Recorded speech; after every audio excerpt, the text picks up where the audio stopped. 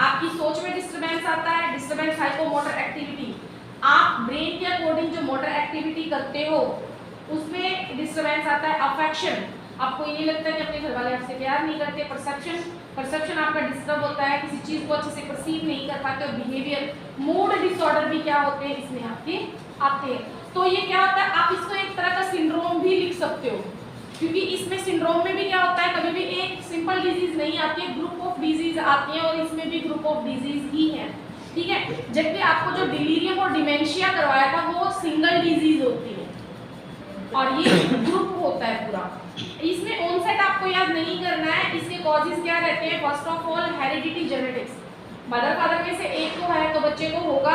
Personality, personality का मतलब क्या होता है, इसमें ऐसे बंदे आते हैं जिनकी जो स्किज़ोइड पर्सनैलिटी होती है, ये जो बॉडी है अपने आप ऐसे साइन सिम्टम शो करती है जिससे कि हमें ये लगता है कि हाँ ब्रेनली बंदा है जो आपका डिस्टर्ब है। पेरेंट चाइल्ड रिलेशनशिप, जैसे कि होम ब्रेक हो जाना, डाइवोर्स हो जाना, मदर फादर की बनती नहीं, अल्कोहलिज्म है, तो इस कंडीशन में बच्चे प्रॉपर ग्रो नहीं कर पाते हैं, उनका जो साइकोलॉजिकल लेवल होता है वो डिस्टर्ब हो जाता है, तो उनमें ये डिसऑर्डर देखने को मिलेगा। सोशल आइसोलेशन, सोशल आइसोलेशन जब एक फैमिली को उसकी सोसाइटी बायकाट कर देती है, उनको ये बोलते हैं कि भाई नहीं आप हमारे समाज में नहीं हो, तो वो क्या होते हैं, इन ऐसी मेंटल डिजीज के क्या शिकार हो जाते हैं। और फैमिली में क्या होता है, family are more commonly observe in schizophrenic patient. ऐसा पेशेंट अगर किसी फैमिली में है तो क्या होता है, जैसे कि मान लो हम बच्चों को ये देते हैं कि भाई हाँ अगर नहीं हुआ ना तो मैं तेरे साथ ये करूँगी, अगर रिजल्ट अच्छा नहीं तो ये करें। जब हम बच्चे के माइंड में बचपन से नेगेटिविटी डालते जाते हैं ना, तो जब तक वो जवान होता है ना तो उसकी बॉडी में पॉजिटिविटी कम और नेगेटिविटी ज़्यादा आ जाती है। ये नहीं है कि नेगेटिव होना गलत है, नेगेटिव होना गलत नहीं होता, क्योंकि नेगेटिविटी से ही पॉजिटिविटी को पाया जाता है। लेकिन बच्चे का दिमाग, आपने कहावत सुनी होगी, कोरा कागज होता है, जिस चीज़ को ज़्यादा छापोगे वही चीज़ ज़्यादा छप जाती है। तो नेगेटिविटी कभी बच्चे के अंदर नहीं डालना है, चाहे वो फिलहाल नेगेटिविटी में ही चल रहा हो, नंबर अच्छे नहीं आ रहे, पढ़ नहीं रहा है, तो भी उसको ये नहीं बोलना कि तू लाइफ में कुछ नहीं कर सकता, तो भी उसको क्या बोलना है, कोशिश करते रहो, कभी ना कभी कुछ ना कुछ तो मिलेगा ही मिलेगा। तो पॉजिटिविटी है उसको बनाए रखना। पॉजिटिविटी हमेशा एक फैमिली के मेंबर बनाते हैं, सोसाइटी चीज़ों को नेगेटिव करती है।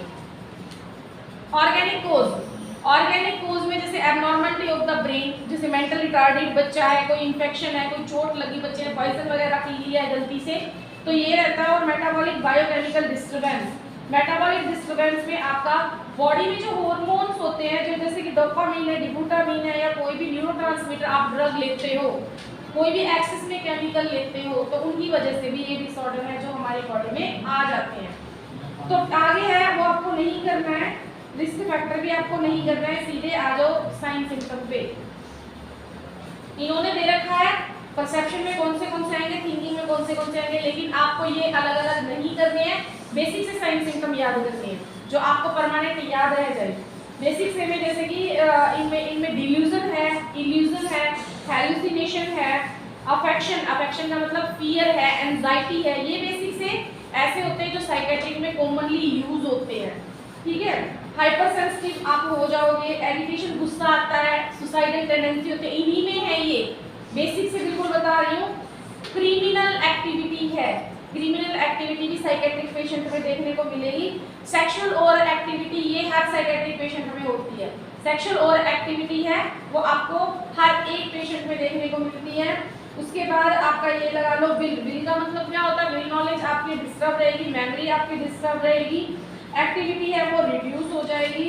और क्या होता है एक्टिविटी में आप ये मान लो जैसे इकोलेलिया होता है वर्ड को बार बार रिपीट करना, अनयूजुअल रिपीटिंग ऑफ वर्ड जिसका आपके लिए कोई बेनिफिट नहीं। जैसे कि हम कई बार एकदम से डर जाते हैं तो थोड़ा सा मतलब ला के बोलते हैं, इसको हम इकोलेलिया बोलते हैं, ये वाले होते हैं आप किसी चीज़ पे फोकस नहीं कर पाते हो, अटेंशन नहीं दे पाते हो, चीज़ों को भूल जाते हो, खुद को ही निगलेक्ट करना शुरू कर देते हो कि नहीं हम कुछ नहीं है, बस हमें तो मरना है, 4 साल बाद मर जाए, ये होता है सेल्फ निगलेक्ट। तो आपको ये बेसिक से कुछ 15 से 20 साइन सिम्टम होते हैं जो ऑल ओवर साइकेट्रिक में आएंगे, तो आपको बेसिक ही याद करनी है। टाइप ऑफ सीजोफ्रेनिया, तो टाइप ऑफ सीजोफ्रेनिया ध्यान से पढ़ना, कितने टाइप का आपका सीजोफ्रेनिया इन्होंने दे रखा है, 10 टाइप का। सबसे पहला simple schizophrenia, onset is gradual, धीरे धीरे होता है, मोर कॉमन इन मेल, आदमियों में औरतों से ज्यादा देखने को मिलता है। In this type emotion, interest और एक्टिविटी तीनों ही चीजें क्या होती है आपकी डिस्टर्ब हो जाती हैं।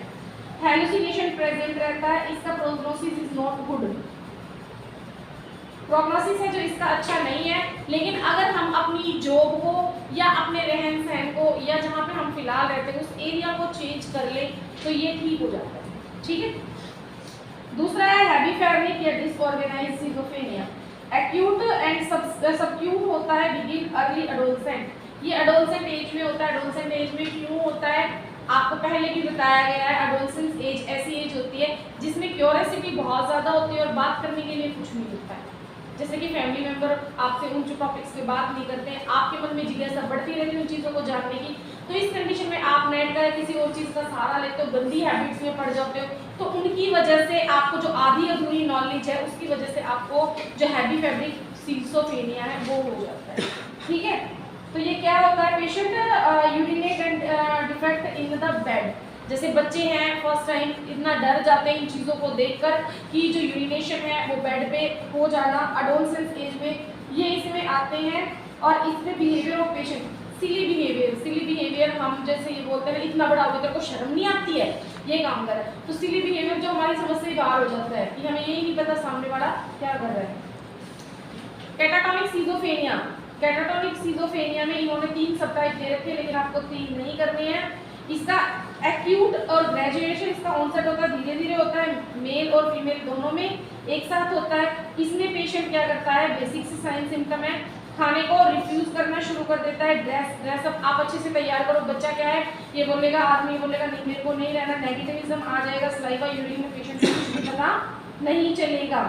और इसमें जो मूड है वो बहुत ज़्यादा डिस्टर्ब होता है, ओवर एक्टिविटी बंदा करता है और जो विंडो वगैरह है उनको तोड़ना शुरू कर देता है।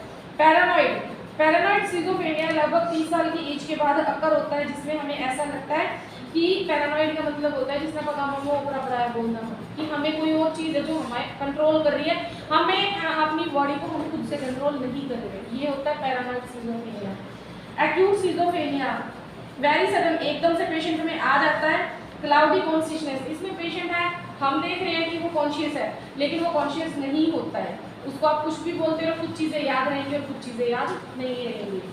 लेट सिजोफ्रेनिया 40 साल के बाद होता है और ये क्या होता है आपका, it is called late schizophrenia. ये कई बार घर वाले जब किसी बंदे के साथ गलत व्यवहार करते हैं, जैसे कि मान लो 40-45 साल की एज होगी, भाई अब शरीर में इतनी जान नहीं रही कि कमा के खा सकें, तो जो फैमिली मेम्बर्स गलत बिहेव करते हैं, रिस्पेक्ट नहीं देते हैं, तो उस वजह से पेशेंट में ये चीज़ें आना शुरू हो जाती हैं। चाइल्डहुड एंड जुवेनाइल सिजोफ्रेनिया 12 से 14 साल में होता है, नॉट ए कॉमन टाइप नहीं होता है। ये family broken, home broken, self neglect, society boycott, उनकी वजह से ये चीज़ें बच्चे में देखने को मिलती है। या कोई क्रिमिनल एक्टिविटी करते हो, जैसे मदर ने फादर को मार दिया, फादर ने मदर को मार दिया, तो इन चीज़ों का बच्चे के माइंड पे बहुत गहरा असर पड़ता है, जिसकी वजह से जो बंदा है वो साइकेट्रिक पेशेंट बन जाता है। Residual, it is chronic form of schizophrenia, central persist after acute phase. इसमें जो आपका सिंपल सिजोफ्रेनिया था उसके साइन सिम्टम रहते हैं रेजिड्यूल में। सिजोफ्रेनिया, इसमें क्या होता है, जो बंदा है flight of ideas, real life को छोड़ देता है, हमेशा ही डे ड्रीमिंग करता रहता है, अपनी ही जिंदगी में जीना पसंद करता है। डिप्रेसिव उसका मूड होता है, कई बार मैनिक डिल्यूजन, मैनिक का मतलब हाइपर एक्टिविटी भी हो जाती है। और पैरानॉइड डिल्यूजन आर कॉमन।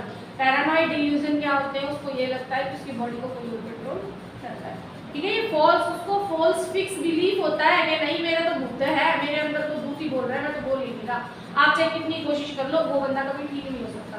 क्यों नहीं हो सकता, क्योंकि डिल्यूजन की डेफिनेशन ही क्या है, फॉल्स फिक्स बिलीफ, जो कि कभी खत्म नहीं होगा। सूडोन्यूरोटिक सिजोफ्रेनिया, जब लंबे टाइम से हमारी नर्व डैमेज होती है, नर्व में कोई प्रॉब्लम होती है, एंजाइटी ज़्यादा रहती है, डर लगता है, तो उस कंडीशन में आपको ये वाला फोबिया है, जो आपका ये वाला सिजोफ्रेनिया ये होता है।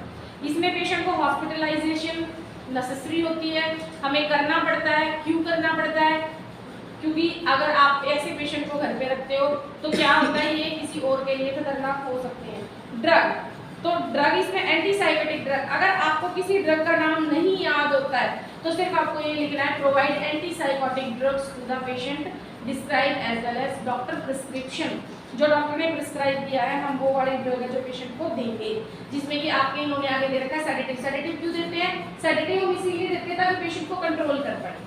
उसके बाद है हिप्नोटिक्स बोथ बार्बिट्रेट और नॉन बार्बिट्रेट। इससे क्या होता है पेशेंट में स्लीपलेस उसको जो नींद नहीं आ रही है वो नींद आ जाती है। ईसीटी कंपलसरी होती है साइकेट्रिक में, ईसीटी हर क्वेश्चन में जाएगी। थेरेपी में क्या होता है काउंसलिंग होती है, सोशल थेरेपी, लोगों को हम उस सोसाइटी में रहने के लायक बनाते हैं, ठीक है। और उसके बाद है आपका रिहैब आपको साइकेट्रिक में हर क्वेश्चन में लिखना पड़ेगा क्योंकि पेशेंट को रिहैब करना पड़ता है। ये है आपका स्किज़ोफ्रेनिया जो कि 95% पेशेंट पे जो है आपके एग्जाम में जरूर आता है, ठीक है। आपका ये जो स्किज़ोफ्रेनिया है सबसे ज्यादा इंपॉर्टेंट अगर कोई टॉपिक पूरी साइकेट्रिक में है तो वो स्किज़ोफ्रेनिया, तो याद करो।